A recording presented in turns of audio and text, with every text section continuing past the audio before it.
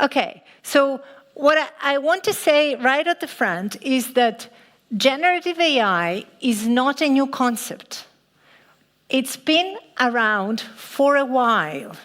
So how many of you have used or are familiar with Google Translate? Can I see a show of hands? Right.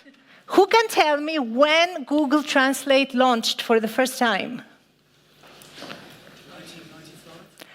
Oh, that would have been good. 2006. So it's been around for 17 years. And we've all been using it. And this is an example of generative AI.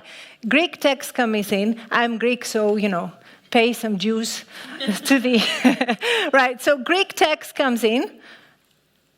English text comes out. And Google Translate has served us very well for all these years, and nobody was making a fuss.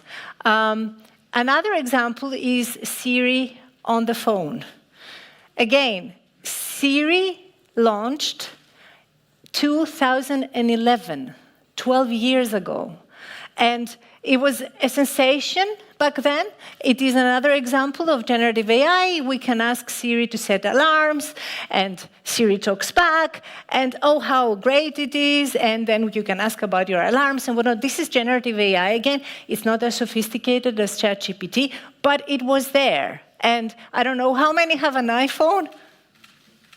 See, iPhones are quite popular. I don't know why. Okay, so we are all familiar with that. And of course, later on, there was Amazon Alexa and so on.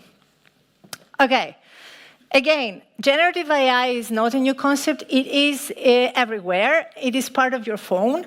The completion, when you're sending an email or when you're sending a text, the phone attempts to complete your sentences, attempts to think like you, and it saves you time, right? Because some of the completions are there. The same with Google. When you're trying to type, it tries to guess what your search term is. This is an example of language modeling. We'll hear a lot about language modeling in this talk. So basically, we're making predictions of what the continuations are going to be. So what I'm telling you is that generative AI is not that new. So the question is, what is the fuss? What happened?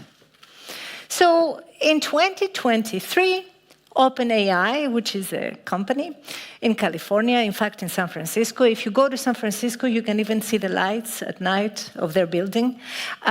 It announced GPT-4, and it claimed that it can beat 90% of humans on the SAT. For those of you who don't know, SAT is a standardized test that American school children have to take to enter university. It's an admissions test.